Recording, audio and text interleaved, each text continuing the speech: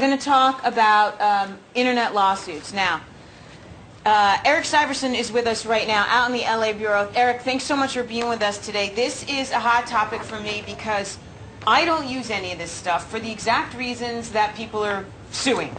I don't use Facebook. Twitter I use for work purposes only. People put so much stuff out there. I mean, we just heard today that Snooki was driving in Newark and she tweeted about sitting in traffic and the mayor tweeted her back, and I don't even know. People are out there, and now you're saying there's lawsuits because of it. Well, that's right. It's really been the year of the internet class action lawsuit is the way I like to term it.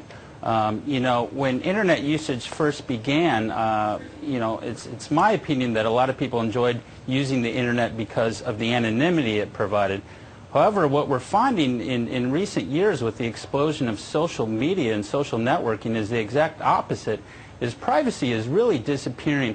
And a lot of these class action lawsuits are based on privacy violations from companies such as Google and Facebook, who are the two most notable. But people are out there. They put pictures of their kids. They put, I mean, it's almost like they're setting themselves up for this. You know, you can put a, I downloaded something to be able to read Twitter on my BlackBerry the other day, and it asked me if I wanted to have a GPS location on each of my tweets, and I said no, but so many people would not, and so you can, I mean, you know exactly where I am at all times now. Well, that's right. You know, if a consumer has noticed that their privacy is going to be out there and their location is going to be out there, that's not an issue. What most of these lawsuits are based upon are the fact that the Googles and the Facebooks of the world are not telling their users what they're doing with their information and who can access their information.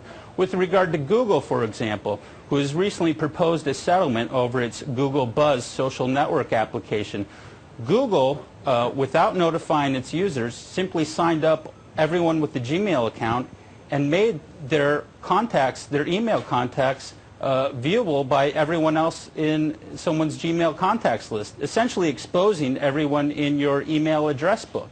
So those are the kinds of situations that consumers and privacy advocates and plaintiffs' class action attorneys are worried about, the lack of notice.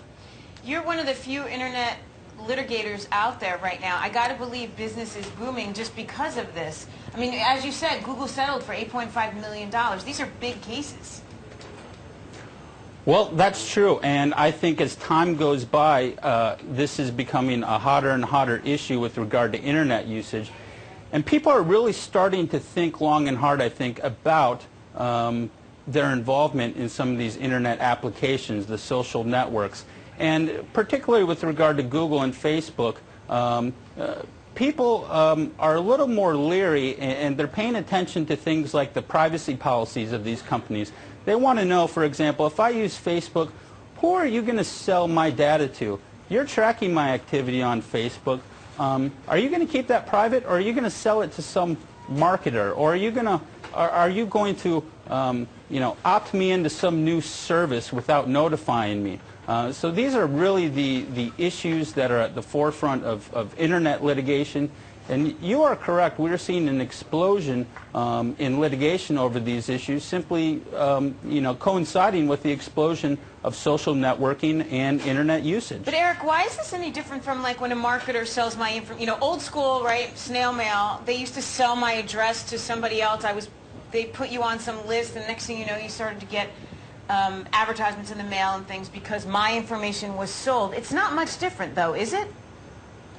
Well, it is somewhat analogous. I think there are a few differences with regard to the internet and your activity on a website, for example, is they're required by law to have privacy policies posted and alert their users to how their information is going to be used. I think in the previous example, in the old world of marketing, as I like to call it, those protections were not in place. So what happens going forward now? Do you expect new regulations or rules to be put in place, or are we just going to see companies trying to push the envelope for a little bit longer? Well, I think as long as there's money to be made off consumer data, and as long as the internet companies have new products to push and services to push, and as that space becomes more competitive between the Googles and Facebooks and Yelps of the world, I think you're going to see these companies really push the limit.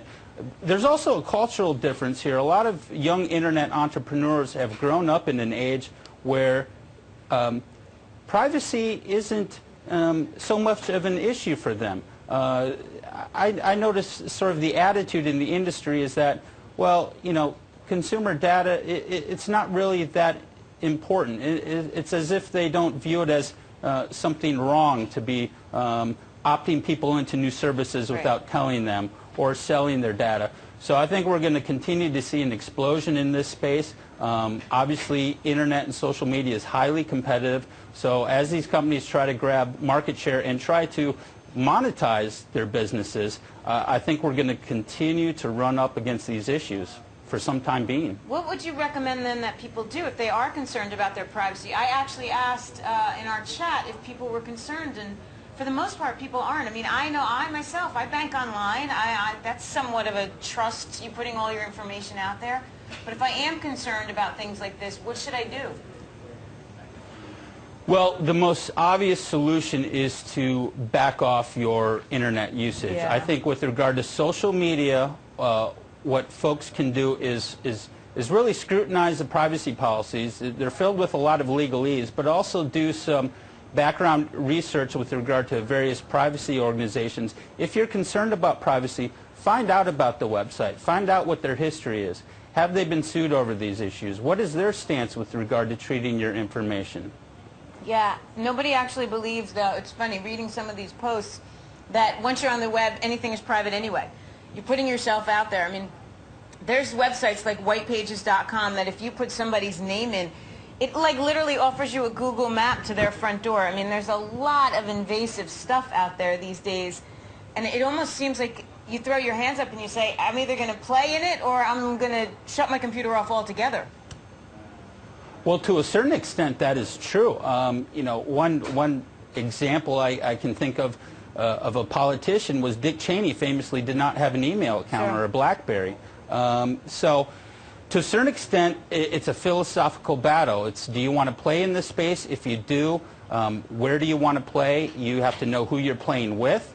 If you want to be 100% sure that your information isn't out there, the obvious choice is to go off the grid, but that's simply impractical. We all rely upon internet usage, whether it's email or the example that you gave, online banking, which I do as well. It's a lot of these things are incredibly convenient. So the problem is the line really hasn't been drawn or established with regard to how exposed you are, and we don't have a lot of great consumer protections for folks using services such as online banking, for example. You know, if someone is able to access your information from your bank, for example, due to your online activities, really all the bank has to do under most of the laws is provide you notice that it occurred and then provide you with identity theft protection insurance for a year.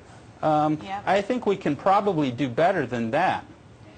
Erik, I gotta believe you're gonna be busier and busier as the days go on. Erik Syverson, internet law attorney out in LA. Thanks for sharing your thoughts and helping us understand what we have to do to protect ourselves. You bet. My pleasure. Thank you so much.